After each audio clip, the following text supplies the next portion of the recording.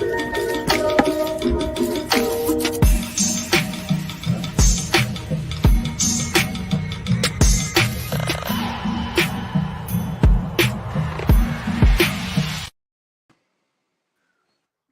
Nation. Well, the Leafs hit the little red button today, and it's been an absolute crap storm. We will get there. We'll get into Dubas, Shanny, Spezza, the Leafs brass, players. There's been some rumblings. Matthews, the core four, and who or what now for the Toronto Maple Leafs. But before we get there, we are proudly brought to you by our friends over at Boxing Rock Brewing Co. Check out their Puck Off Lagerdale. It's the absolute big beer for the big summer that is to come for the Maple Leafs. Also, a little tidy bit of housekeeping here. Offside Hockey Talk. A little bit of proudly going to be teaming up with the Hockey Podcast Network. Nice. So that is Love it. Something that is coming. We are going to have some fun with that. So that will be an official announcement this week. The ink is drying on the contracts as we speak, as they say. So let's go. But Clark Monroe, the reason why we're here is what's on our hat. It is the Toronto Maple Leafs making a whole lot of waves this week. Let's get into it with Kyle Dubas first. So a lot of people think that he kind of shot himself in the foot. You put out the video as well with Chris Johnston, asking that question that may have just sealed the fate of one Kyle Dubas. But here's the thing that I have a problem with. This should be no new information to Brendan Shanahan and the Leafs brass. This is something that he admittedly said today, and we'll get into Shanny's press conference in a moment, but we're going to talk about the fact that he knew what Dubas was going to say. He knew this was coming, but he didn't want him to take it public. So what does it matter if he did or didn't? That makes no sense to me. You know his feelings, but we'll get there in a moment. So Dubas does that. It sends rumbles and shockwaves through everything. I don't know about you, Clark, but whenever I make a big decision, and being the general manager of one of the heaviest hockey hotbeds, I know Montreal fans are going to say, wait a minute, what about us? But when you are that GM and the media is what it is, and you guys all joke about it every single day, TSN, the Toronto Sports Network, Sportsnet, all you do is cover the Leafs, jam it down our throat. So, yeah, those chickens have come home to roost. Kyle Dubas wanted time to figure out what he was going to do, talk to his family, walk through the motions, which, to me, at the end of a season, when you have no contract, you've earned that right. Now, I don't like the optics of today, but I want to know your feelings on Kyle Dubas, what he did on Monday. And does that make you feel nervous or any type of way, with Kyle Dubas being at the helm of the Maple Leafs, which sounded like he was going to come back? Yeah. Well, first of all, congrats on the Hockey Podcast Network. I've worked with them in the past. They're great guys, and can't wait to see what comes of that. That's exciting news. Second of all, my dad says he's a fan. Just live streaming on over on the old TikTok, and I just wanted to make sure I got that in there before I forgot. What's up, Papa Clark? Yeah. I'm on the Offside Hockey Talk podcast for anybody who's going in between. Offside Hockey Talk, join us. Anyways, you're here, we're here. What a day. This week has been pretty much a whirlwind, James. I mean, I went dark over on TikTok, and I was making about a video a day over there for a while there, and especially during the playoffs. And I just didn't know what to say, especially because right after they lost, obviously, to Florida, there was a lot of question marks. We had no answers to things. There was some uncertainty about some stuff, and that has all obviously come to a head today. What a day it has been. What a changing day it has been, and it all has started now with Kyle Dubas, of course, and it's trickled down already, but it's probably going to trickle down more. You mentioned it earlier. We could probably do a 6-hour expose on Brendan Shanahan's timeline that he went through during his press conference today. Wild stuff in that timeline. Just listening to it, I had to rewind it a couple of times because I'm like, did he just say that? You know what I mean? It seemed. Now, here's the other thing. I read a couple of tweets as well, kind of live tweeting the press conference, and Yep. A couple of things to really keep in mind here is that was an entirely one-sided timeline. That was all Brendan Shanahan's recollection and his timeline. That doesn't necessarily paint both sides of the picture, or three sides, depending on how you look at it. There's always three sides to the truth, right?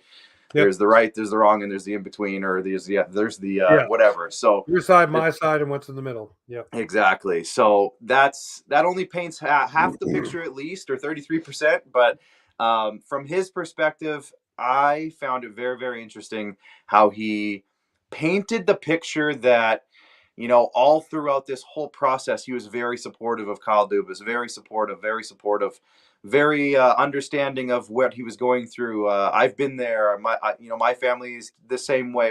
It's a tough business. It's a tough business. But then he explained it publicly, and I couldn't handle it. And that to me was the whole thing. Is he spent whatever it was, 3, 4, 5 minutes saying how much he supported Kyle and understood his problems, and they were talking about it all the way throughout. But he took it public, James, public, and he made sure to say public very emphatically. So to me, and you know, everybody's trying to pinpoint certain details of that press conference. That was the one that stood out the most to me, was the fact that Monday's press conference changed his mind. And that bothers me. As a guy, you said it earlier, the president of a team as large, an organization, a franchise as large as this one, decided on a press conference answer that this wasn't happening anymore. I'm going to change my mind entirely on the drive home from this work day. And that was a turning point. Now, obviously there's other things that came up. He asked for more money. I understand that. But we, in our group chat today, that's how you negotiate. Like, if you're going to come to a negotiation table, you ask for more money. Then, and by the sounds of it, they hadn't had much conversation about the actual dollar figure a whole lot leading up to that. Maybe there was something on the table, but it didn't sound like there was much back and forth on the dollar figure until, what was it, Thursday night, I guess, when his agent, Kyle Dubas' agent, sent over the counter proposal that everyone's talking about, that they wanted all this, same amount of money as Brendan Shanahan or whatever it was. And they basically said, kick rocks. But let me touch on that for 1 second. You have a guy who's asking for, what do you do in a negotiation? You go to the farthest point first, and then you allow them to work it back to get to the money. Now, for me, I think he asked for that much money because he knew he wasn't going to get autonomy. He knew he wasn't going to be able to get that full power, which to me is just bullcrap. To me, that whole thing is bullcrap because I'll let you finish too, James. But I think with that too, and maybe we can get back to this, but that raises more questions to me than answers. The fact that he wanted more autonomy. So what was he being held back from doing then? Like, I'm very curious. That leads to a whole nother rabbit hole. That's probably another podcast. But anyways, continue. Well, just to me that's a problem right there. Like you just said, that's what I'm alluding to here is you're the general manager. You put me in this position to build this team, run this team, make moves as I see fit to make this work. And they've always been Kyle Dubas, diverse hires, Haley Wickenheiser does this, all these different things, initiatives, everything he brings into the Toronto Maple Leafs. So what is it that they are not allowing him to do? And to me, I really do think with Bell and Rogers being at the helm, hello, big telecoms, they want those juicy cash cows in the lineup. The Matthews, the Nylanders, the Marners, the Tavareses, even the Rileys, because they sell jerseys, they sell advertising, they sell, and that's all they see. And for me, maybe Kyle Dubas was about to say, we're moving one of these guys, and it may not be the one you like. And where he wanted the autonomy was to be able to make those moves and not have to go, hey, Brendan, can you call Larry and the board to make sure that I can make this move? Because when you have a deal at hand, sometimes it has to be strike while the iron's hot. Because by the time Bell and Rogers and Larry Tannenbaum get back to Shanahan, who then gets back to Kyle, things can go cold very quickly, as we know. So maybe he was just tired of that runaround where he's like, I want to be able to just do what I need to do here and get it done. And maybe asking for that much more money was to put up with that shit, to put up with those problems and to have to do those phone calls and run around, because that would be stressful. That would be annoying because you're trying to show other GMs I'm in control. But no, it's, hey, let me call Daddy Shanny, who's got to call Grandpa and Larry, who's got to call the rest of his friends, which makes it crappy for the guy who's trying to run the team and show everyone I have the steel brass nuts to run this shit. Yeah. It makes me mad.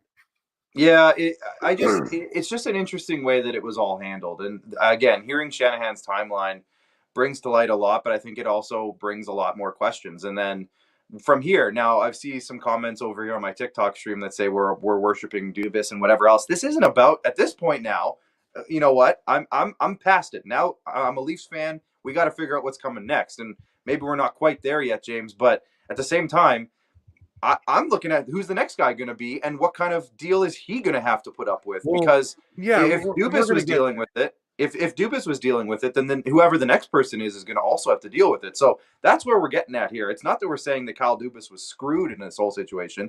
We're trying to figure out how this Leafs organization is being run, and is this the best way to run it at this point? Like, that's where we're at. Like, it's been a very eye-opening day in terms of how I thought things were going, and it's changed the way I look at it as well. And there's a lot of conversation now, and I think we'll get there too. Maybe this is the next thing, but is this a good thing? Is this a bad thing?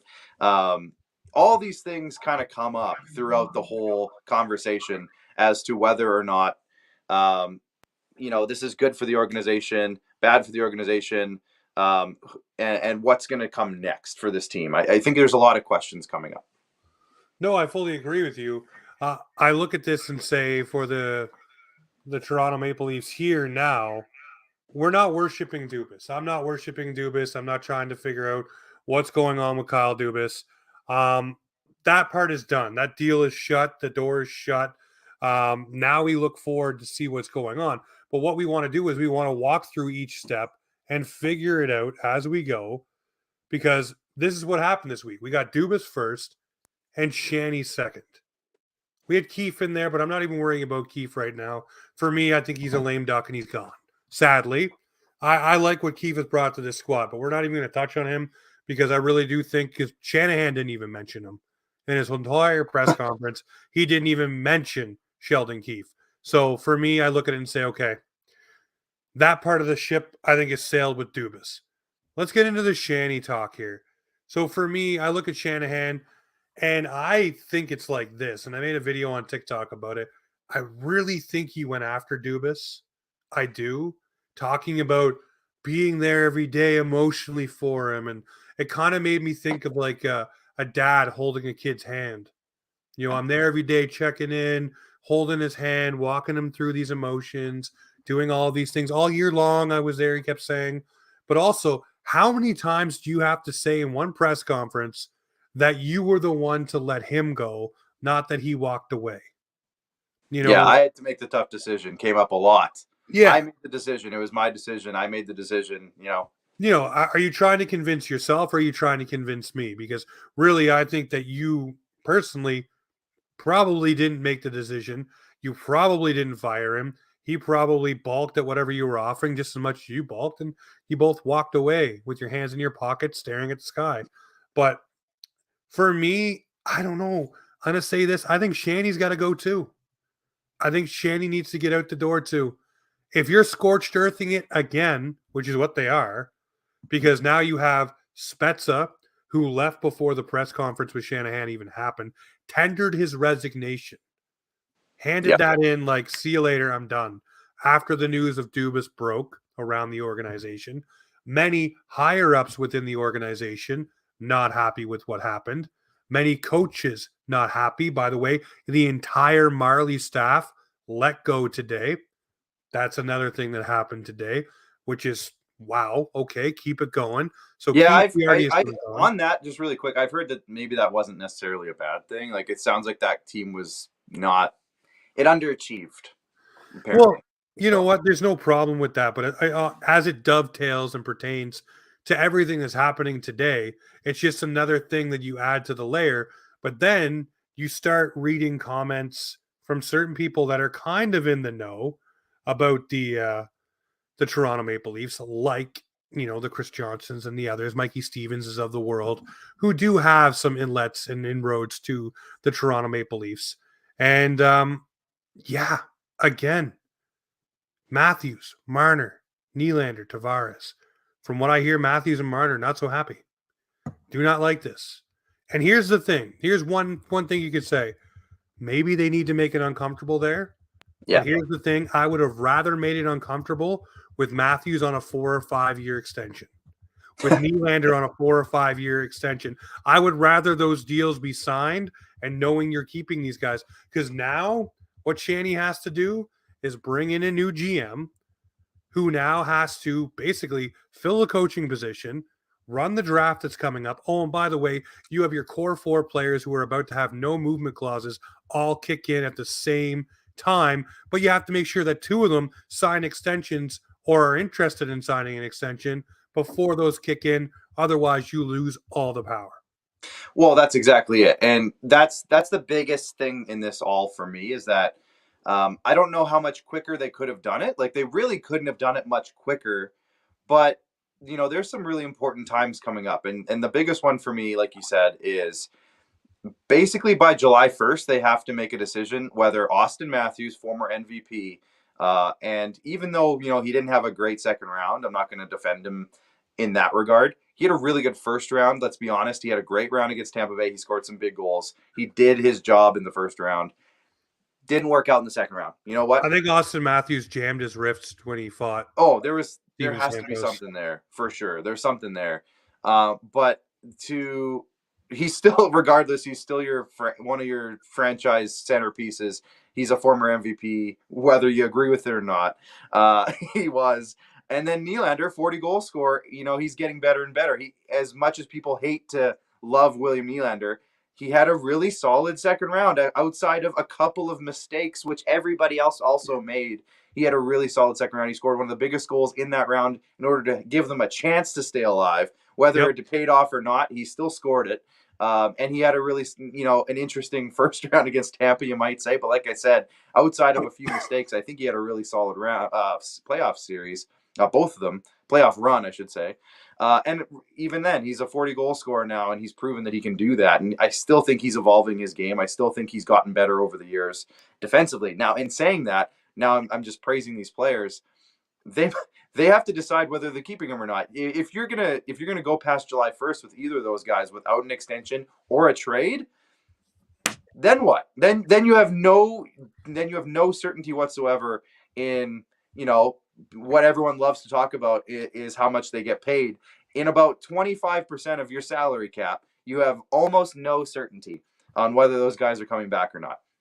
So you're just asking for more and more drama throughout the year. You're asking for other players to feel uncomfortable and uncertain about their futures with the team. It's just going to get worse and worse. And so essentially, let's just say, for example, it's Brad Treliving, okay? Let's say it's Brad Treliving, just for example. He comes in and they don't hire him until the end of next week, probably. It's probably going to take a week at least. For an interview process of this magnitude, it's going to take at least a week, maybe 2 weeks. So you're talking now the end of May. He's got 1 month to not only familiarize himself with the entire organization, but also talk to Auston Matthews, talk to William Nylander, talk to their agents, plan an entire draft, and either sign an extension or make some of the biggest trades in this franchise's history.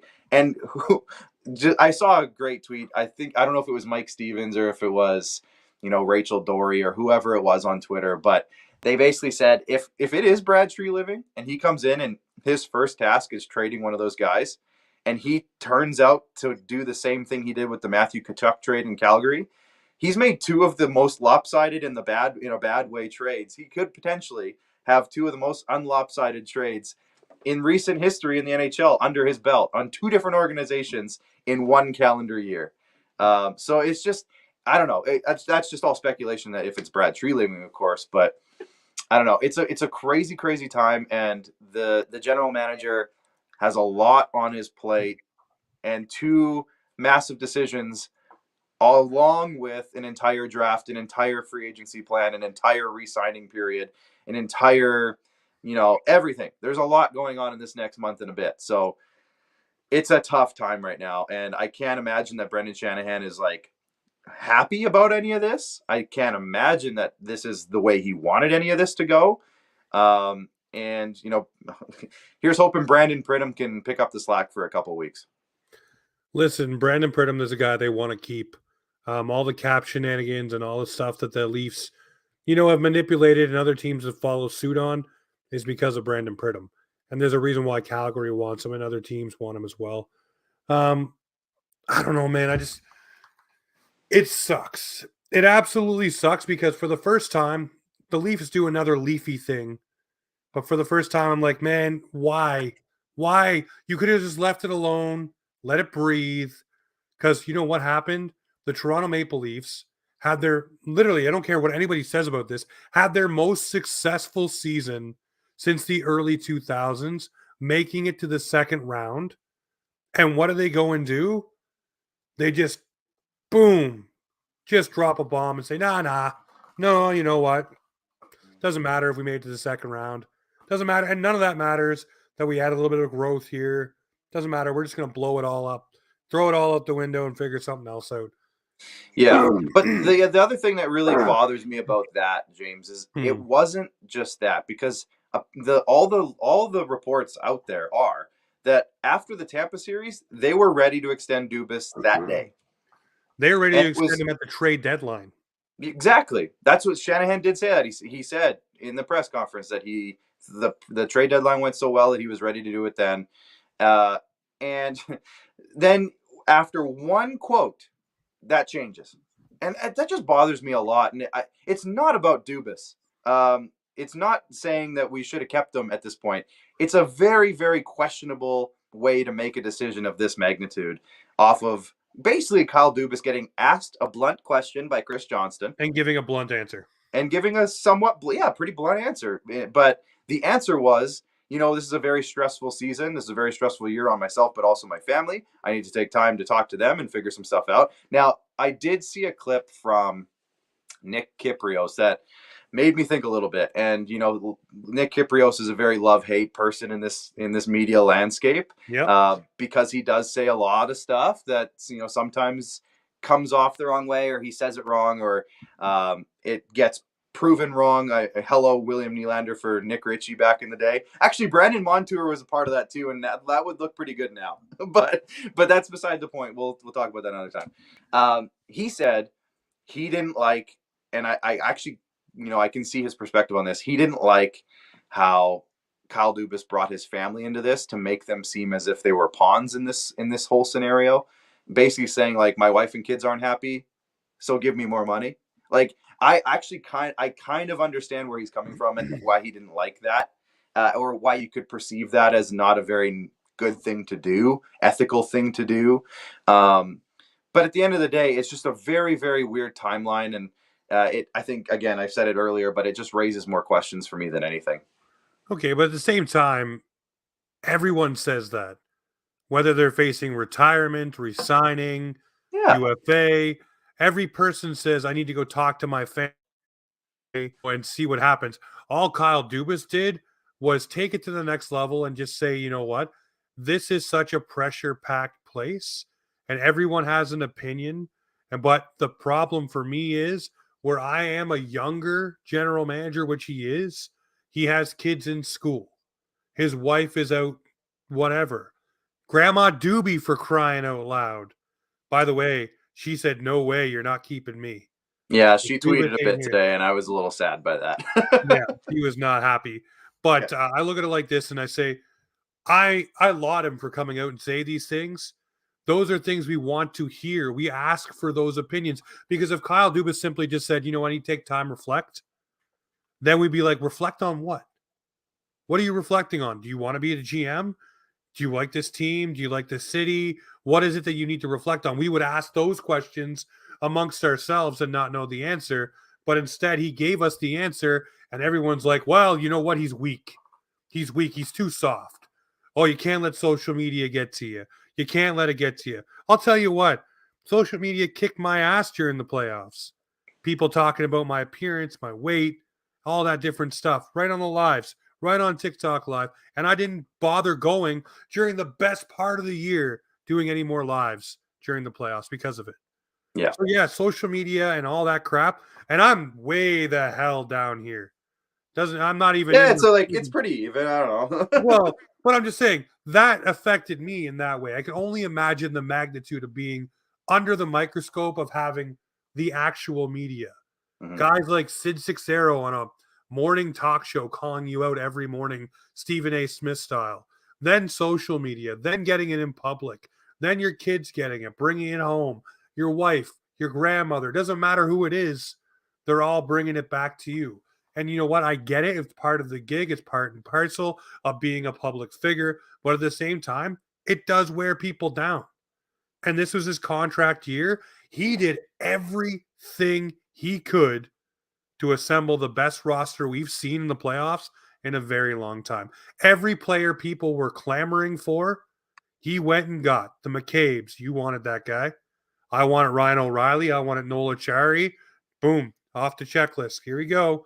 You want a speedy winger for down in the bottom six? Sam Lafferty, no problem. Here you go. You know, you want depth defensemen who can hit for days? Luke Shen, here you go. Your nostalgia factor checking on in. He did everything everybody was asking for, and it still was not good enough. And I will tell you one thing right now. Anyone who says Joel Quenneville is the answer for the Maple Leafs, pound fucking sand. That guy's a trash bag, and I don't want him anywhere near my team. I would not cheer for this team if Quenneville was behind the bench. Wouldn't. Yeah, you know, that's gonna come up, and I wasn't sure how to approach that topic tonight because obviously, just conveniently, the news about Joel Quenneville happened to drop just moments after the announcement came out that he was in the talks with the NHL to get reinstated as, you know, a potential candidate for coaching jobs. And then just shortly after that, of course, Stan Bowman was also reported as getting, you know, into the reinstatement process. Well, Stan Bowman has the receipts to show that he has put in the work. Apparently, from what I heard from Greg Wyshynski, who called out the Rogers Telecom today with Jeff Merrick, that Quenneville has no receipts. He hasn't done anything. He's not remorseful. He hasn't tried to figure out his wrongs and take the right steps to get back. So to me, I think in his mind, in Quenneville's mind, though, he probably doesn't think he really did much wrong. He the only thing he did was, you know, that internal thing, according to his mind. So I bet that's just a very different mindset. Stan Bowman had no choice. He was at the top of all of it, so he had to. Joel Quenneville is probably taking the approach of, you know, I was a mere shadow in this entire thing. I was barely a part of it. But, you know, there's just so many things. Now, this is going to be a very, very telling process, James. And if we can just kind of stay on this topic for a sec, it's going to be a very telling process of where this organization is at ethically and theoretically as a team, because for years, this stuff didn't stand with this team. Under Shanahan, nonetheless, this type of hire, like if you look, remember when they hired, was it the Leafs that hired that goalie coach? And it came out just a couple of days later that, you know, he had some really bad stuff on his social media, and they fired him. They got rid of him. They squashed it because they didn't want that kind of stuff. So that Maple Leafs wouldn't go near Quenneville right now, wouldn't go near Stan Bowman right now. So it's going to be very telling in this whole process that when it comes out and when they release, you know, when the media people get a hold of who the coaching candidates are that they're interviewing and who the GM candidates are. I'm going ahead and saying Sheldon Keefe's not coming back. Are we all in agreement with this? Sheldon Keefe isn't coming back. I don't think so. There's no chance. He's got a 1 year new GM, new coach. Yeah, he's got 1 year left on his deal. There's no way that a new GM at this point is going to keep him. It's just that's the way it is. So for any of those people who are questioning, you know, is Keefe coming back? No, he's not coming back. There's no chance. He's gone. If it was a longer term deal, like remember when the Flames made their changes and Daryl Sutter had 2 years left or 3 years left on his deal, and there was talks that maybe he'll stay because of that. This is a 1 year deal to Sheldon Keefe. There is no ties to the next person whatsoever in this. He's gone. So I'm going to just go ahead and talk about who the next head coach is going to be and the process that that's going to entail. And to me, if Joel Quenneville is in that short list of names that, you know, the Darren Dragers or the Elliot Friedmans or whoever it is tweet out, and it's, you know, it's I'm just trying to think of some names here. Gerard Gallant and Peter Laviolette and Joel Quenneville are in the final three. That is going to raise a lot of red flags, I think, with a lot of people in Leafs Nation, fan bases, sponsors, et cetera, because I don't know how deep we need to go into this, but Toronto and Leafs Nation, I think, is one of the more woke fan bases in the league. I think, just given the where Toronto is, there's a lot of people who are very progressively thinking, forward thinking, and to hire a guy who was right in the middle of the Kyle Beach scandal isn't going to sit well with a lot of people. And that goes the same for Stan Bowman. So to me, those two guys probably aren't going to be in this discussion. Might they be in Columbus discussion or like an Arizona discussion? Yeah, I could see that happening, but not in Toronto. It just doesn't make any sense. And for everything this organization has put forward as how they stand on certain topics over the last 9 years under Brendan Shanahan specifically, I can't see it happening. There's other candidates though, and I don't know how if we want to go too deep. I know a lot of people are saying in the comments over here, Bruce Boudreau, guys like that.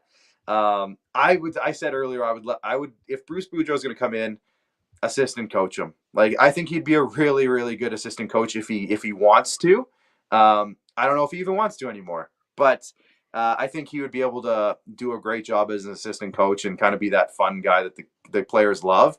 And then that hard ass can come in, whoever it happens to be, as the head coach and do whatever a head coach does. But there's a lot of options when it comes to those things.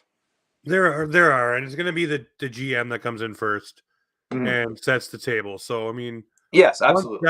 Once that name comes through, then you'll get a better idea of who he's affiliated with, or she is. By the way, it could be either or, and where the coaching staff may shake out to be. But for me, this team, you have to figure out immediately. GM, is Matthews staying? Is Nylander staying? That needs to be the immediate course. A coach you can hire over the summer. Or you go to Matthews, who is going to be your focal point for the next 4 to 5 years, who is one of the best players on the planet. Well, no, but if you know he's resigning, then you go to him and say, what are we looking for in a coach here? What motivates you? What doesn't motivate you? Look at the Philadelphia Flyers. They're having everyone come to the table now, whether it's the coach, the players. It's up. You listen to him talk, the gentleman who owns Comcast or is a CEO, he wants everyone at the table so that everyone's on the same page and everyone works together.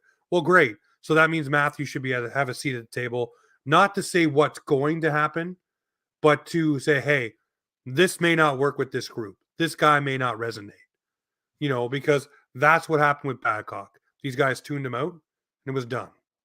They may all like Sheldon Keefe, but he's gone. So who's the next guy in there? Is it a new voice? Is it someone we don't know?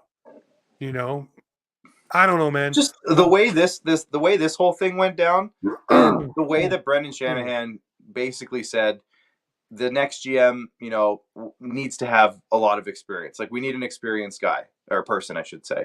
Mm-hmm. A lot of people in my comments are saying Haley Wickenheiser and some of those names, and that'd be great at some point. But Haley Wickenheiser is very fresh, and I think she needs a lot of seasoning. That'll come. Also, I hope it comes with the Leafs. But get it right. It's Dr. Wickenheiser. Thank you. Yes, Dr. Wickenheiser.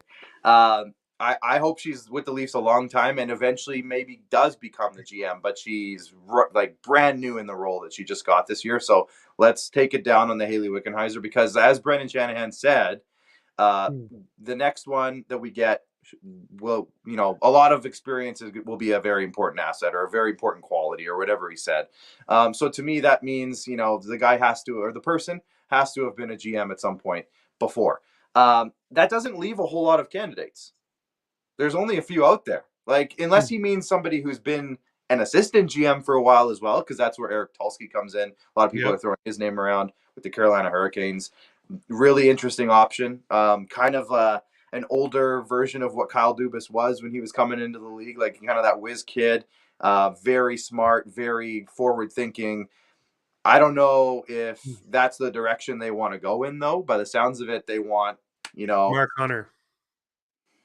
somebody like that. Yeah. That and see, I was listening to that being But brought up Brad a few Treliving, times. to me, Brad Treliving would be a really interesting option. Now, hear me out, because I know that everyone's like, well, they don't love how he did with the Flames, and I get that. But the Flames and Toronto are two very different markets. The Flames have way fewer resources to do what Toronto does. Like, they're not even close. It's a whole different stratosphere. So if we look at how maybe, Matthew Tkachuk and Johnny Gaudreau wanted out, that wasn't because of Brad Treliving. That was because of the situation that they were in Calgary. And I think that's two very, very different things. And from everything that I've heard from, I'm going to just name names here, Peter Labardius out of Calgary, Ryan Leslie out of Calgary, there is so much respect for guys, a guy like Brad Treliving in the league, and from around what he did in Calgary, the respect levels were through the roof. So to me, I'm not saying that he's my favorite candidate of all time, but I'm kind of talking myself into it as the day goes along, that he might not be the worst. And remember, we were all praising Brad Treliving as a guy who may have saved the Calgary Flames last summer. In hindsight, it didn't work out, but he was being put on a pedestal last year as one of the best GMs in the league because of the way he handled the Matthew Tkachuk situation, and et cetera, et cetera. He turned that team back around after they were really worried about it. So that's not to say he's like the number one guy, but I don't think he's as bad of an option as maybe some people are thinking right now.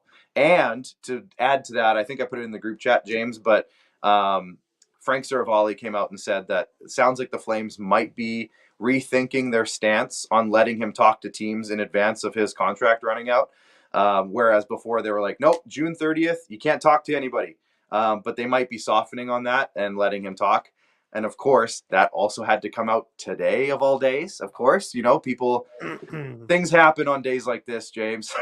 So no, it definitely does. And I mean, I'll look at it like this and say Brad Treliving wouldn't be the worst option in the entire world. If and what's were in Calgary, it was the goaltending that wasn't the greatest. The goal scoring wasn't on par. Jonathan Huberdeau wasn't Jonathan Huberdeau. You could factor in the Western Conference different playing with new teammates, not finding chemistry, injuries throughout the lineup, lots of different things that made that team underachieve. And who knows, maybe they come out like gangbusters this season coming up. And, Treliving can say, I set that table, much like Brian Burke did for Dave Notice that one year with the Leafs. Made the playoffs in 2013, and Brian Burke had the famous line of, I set the table for Notice. So, I let him enjoy it, I guess. But I look at it like this, and guys, I will say Mark Hunter is not going to be the answer here in Toronto. He is not going to be the GM of the Toronto Maple Leafs as much as many want him to be. And here's the reason. How stupid would Brendan Shanahan look going to Hunter now and saying, you know what? We wasted 5 years. You should have been the GM the whole time. How do you have that conversation and come off looking good to not only the fan base, but to your owners who put you in place? Also, it won't happen. Also, Mark Hunter kind of seems like a type of guy who has a lot of pride, and for good reason. Like he's had a very storied career. He's done a lot in junior hockey. He's had a lot of time in the NHL over his career. Yep. And I think he was deeply hurt by the decision the Leafs made when they picked Kyle Dubas over him. I don't know necessarily that he would want to even come back to the Leafs if they did offer him the GM role at this point. I think he would give them the old Irish salute, James. I think he would give them, flip him a bird or two, just because I think he wouldn't, the same way as Shanahan would look stupid, I think he would say, no, screw you guys. You had your chance. I'm not doing it. I'm done. I'm not doing it. No, I definitely think he would do the same thing. I think he'd be on the same wavelength as, many of us sitting here right now. Like, what do you think? I'm stupid? Well, no. Yeah. And somebody's saying money talks too, but he's making money hand over fist in London. Yeah, like he's doing good for himself. There's a reason why the Hunters both left the NHL and went back. Yeah, they're doing very well. They're not worried. No. I go into this situation though, and I say, we are supposed to be, and it's so funny because we said this so many times, me and you, me and Dylan, me and Pete, our group chats, when was this fan base the last time so cohesive and happy? It was when the Leafs were shit. Yeah. It was when all the pandemonium was hitting the fan and the Horchucks were here and the Leafs couldn't do anything. At least we knew where our team stood. Well, guys, guess what? We're very close to slipping in that direction. Very close. A couple of wrong hires here or there could lead to you losing Austin Matthews or trading a Mitch Marner for pennies on the dollar. Because that's what happens sometimes when you do these trades. You do something as a new GM to make your stamp, to leave your mark when you're coming in. And that mark could be one of these guys are no longer here. But at the same time, you're never going to get the value for an Austin Matthews, a Mitch Marner. And I always go back to the same thing I talk about when you trade players like that. What are you getting back that supplants some of what you're losing, but what do you have in your system that adds to your team that you're bringing up that could add to that value? And there never is enough for a guy like that. Austin Matthews is one of the top 10 players in the world. I don't care what anyone says he is. When he's on, he is Austin Matthews. He was league MVP for a fucking reason. And, William Nylander, he's Kovalev. I don't care what anybody says. When he turns it on, you're not touching him. He's just a beast. He's a Gronk.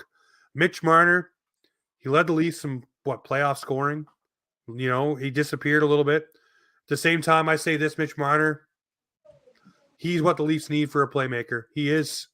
But you need 100 points, 100 points, top penalty killer, and Selke candidate. Yep. You need a coach, though, that pushes the right buttons. And this is where I'll get to Sheldon Keefe right here. In the playoffs, you had guys that were going. So your third line was going. Your fourth line was going. So why would you not try to mix and match some of those guys with some of your premier players?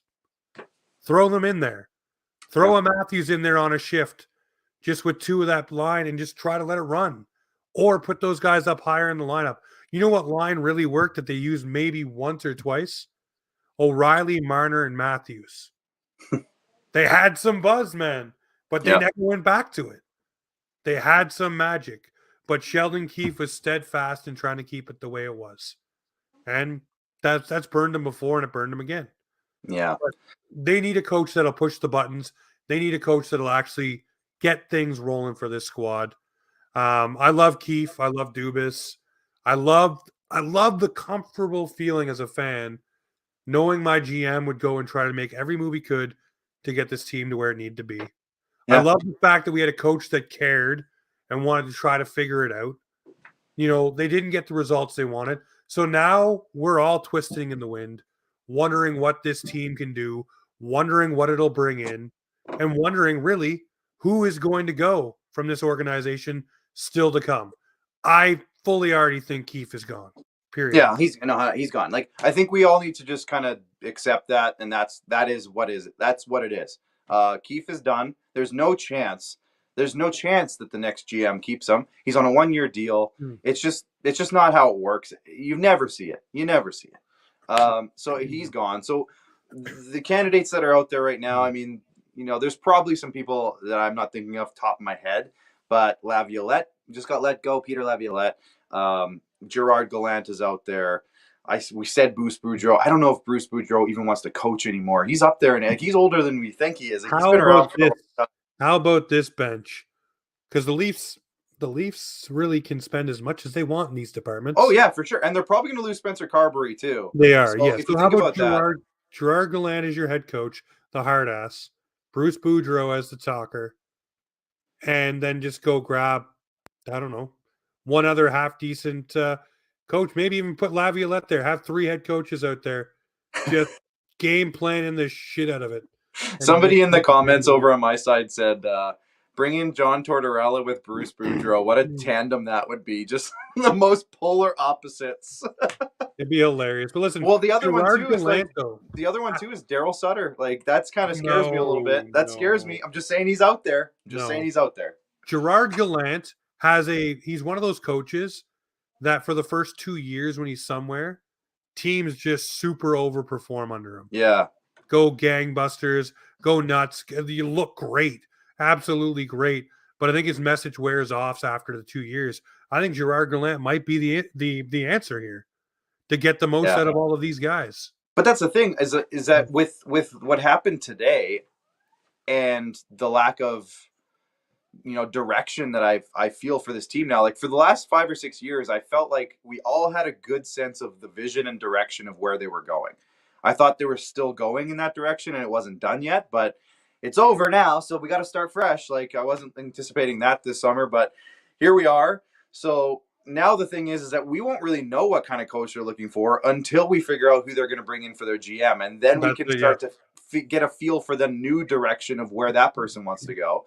And one other thing I'll say earlier, you were about what you were saying earlier, is, you were talking about a big decision coming up and some things that if they trade Marner, they trade Matthews. If they lose one of those trades, like that sets the team back 5 years.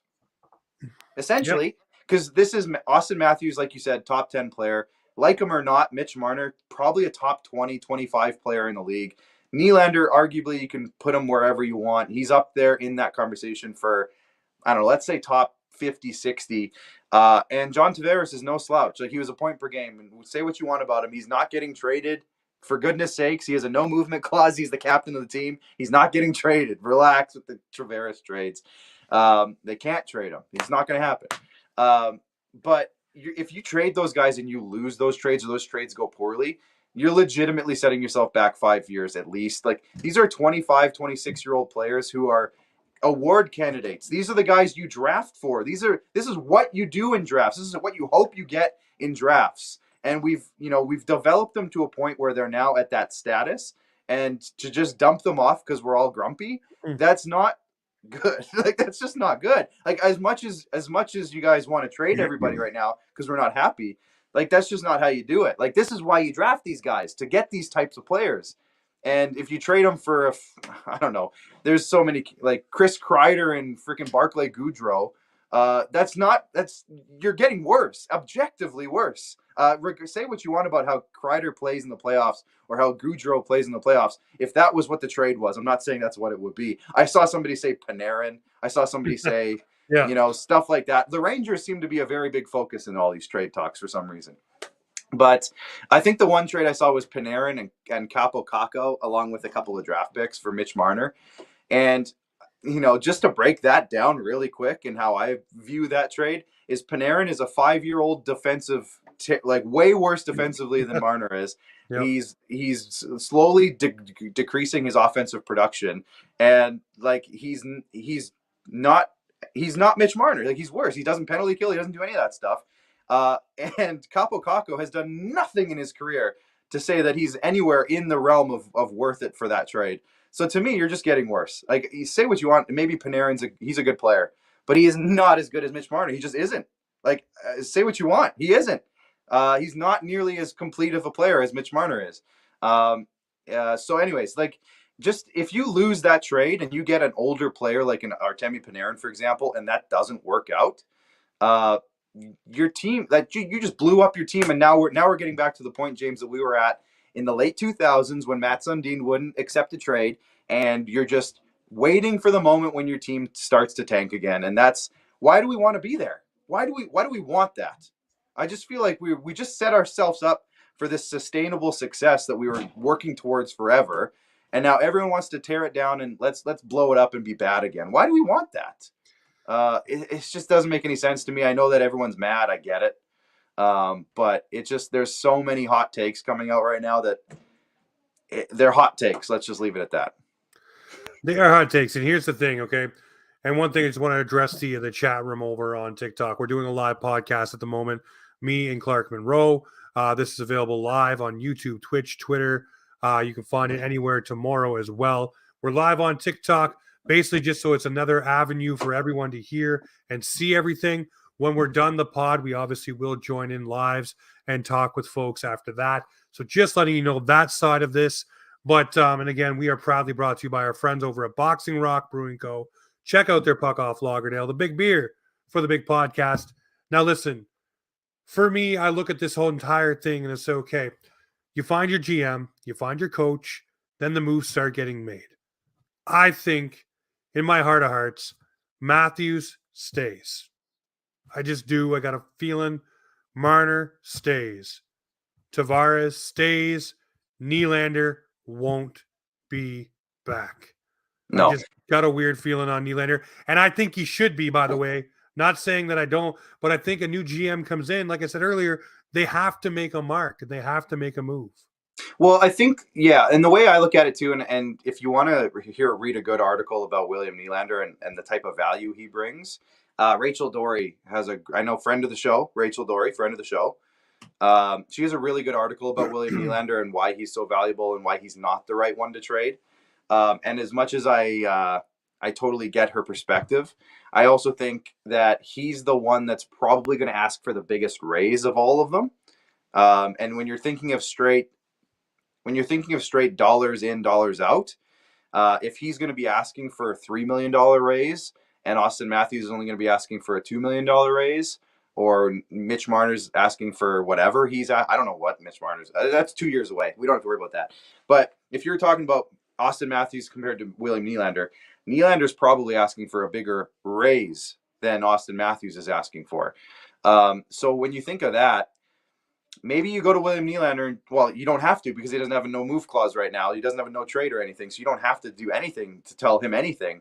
But maybe you talk within the organization and say, we can probably maximize the value that we could get out of him now.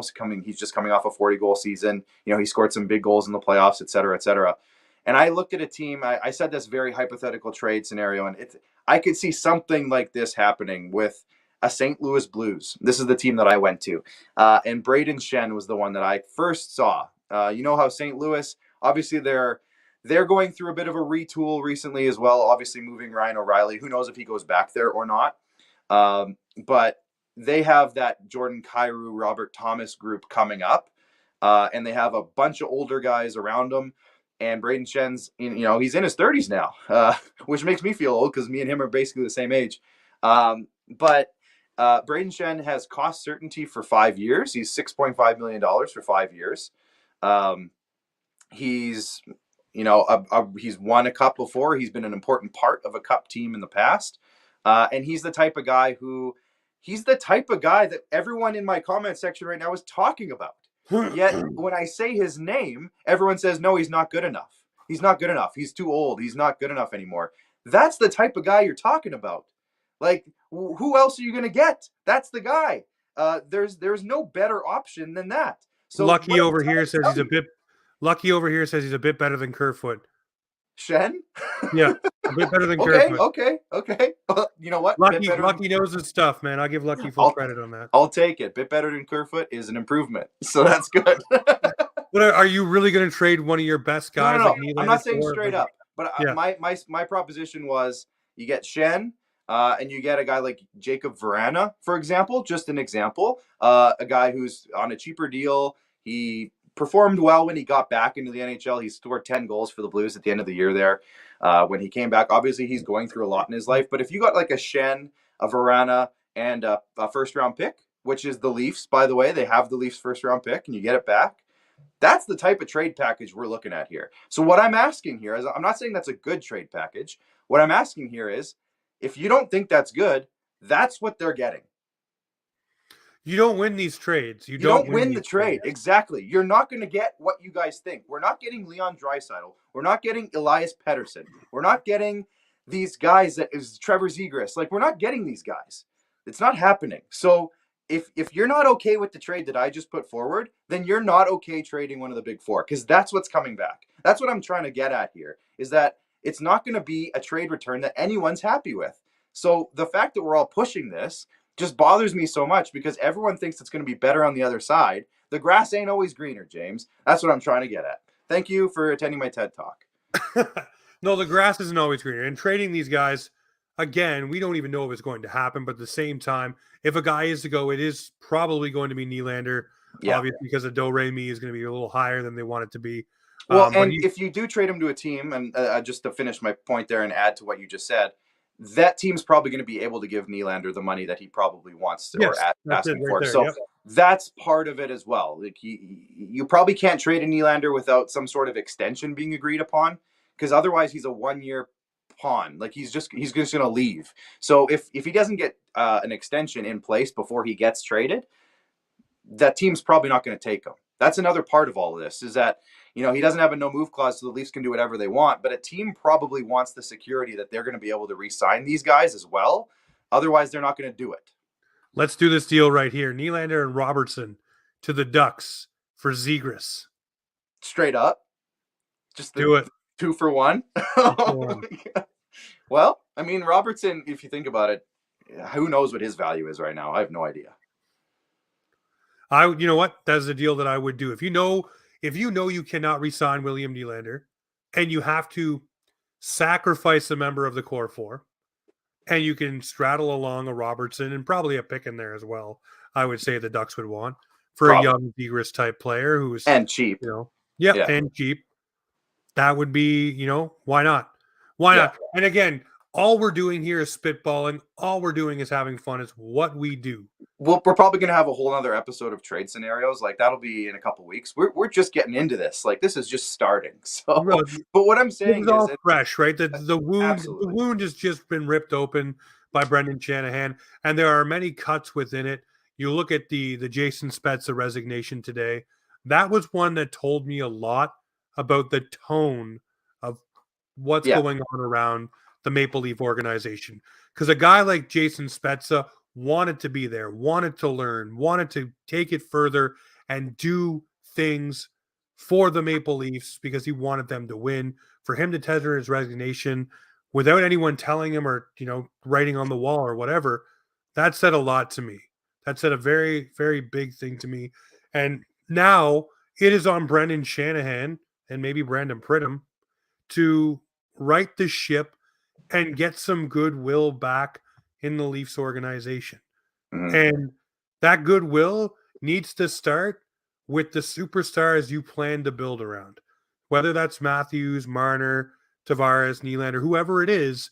I don't think Matthews goes anywhere. My wife said she'll never watch a Maple Leaf game again if Marner goes because she loves his zoomies. So, boy, yeah, that's fair. I get that. I totally get that. But, you know, it's just crazy to me because I look at this and I say, okay, we are now at ground zero again. Pretty much. But this press conference wasn't like the other ground zero ones where they brought in Lamoriello or they brought in Babcock or they switched to Dubas and Dubas got his Keefe, you know, a year later. This is just Brendan Shanahan sitting there saying, basically, I don't have a coach. I don't have a GM. I don't know what's going to happen. It's on the new guy coming in to figure it out. I just wanted to tell you that these guys aren't going to be here. Well, and on top of that, too, this feels different to me as well because they've averaged 106 points in the regular season over the last 3 or 4 years. Like, this isn't a team where we're looking at it as, wow, we just got Austin Matthews because we were the worst team in the league for the last 4 years. And it finally culminated in us winning a draft lottery. And there's a lot of excitement around the way this team is being built. And, we're bringing in Lou Lamoriello. Oh, that's really great because he's such an established guy and that's going to change the culture of the organization. And it did. I'm not saying anything bad about how Lou Lamoriello started his regime in Toronto. We're going to bring in Mike Babcock, Stanley Cup champion coach. Oh, great. This is exciting. Like, we have all this excitement building. This is like a big difference in terms of the vibe of what this press conference and what this decision means to this team because they're already established. And now it's like, oh, okay. Now what? Are they going to tear it down? Like, we have no idea at this point if they plan on running it back for lack of a better term, or tearing it down, or blowing it up, or adding to it. Like there's no direction. The press conference today did nothing for that. And in fairness, it won't until they hire somebody so that they can tell us what their thoughts are. But this is so much different. It's such a different feeling than the scorched earth press conferences of years gone by because they're an established team that is on the cusp. Hypothetically, theoretically, they're on the cusp. Just so people don't get mad at me for saying that they're good for some reason. Listen, here's the thing, okay? The best statistical season the Toronto Maple Leafs ever had before Kyle Dubas, by the way, he was a part of the team still, was 105 points. Okay? Yeah. Kyle Dubas has helmed this team in the regular season to multiple record-breaking seasons. Also, a lot of people say that Kyle Dubas was scared to pull the trigger on deals signed 204 players with a total contract value of $628 million. Yeah, that's a crazy number. Drafted 44 players who played in the NHL and made 71 trades. Not a small number. Yeah, no. Yeah. So, ladies and gentlemen, there's going to be a lot of news coming out, a lot of things happening with the Maple Leafs in days to come. And we will be doing another show Sunday night. I'll say it here right now. We'll probably have Lucky on. Oh. He very well versed in the hockey world, so he will be there. Paul Hendricks is hopefully going to be available.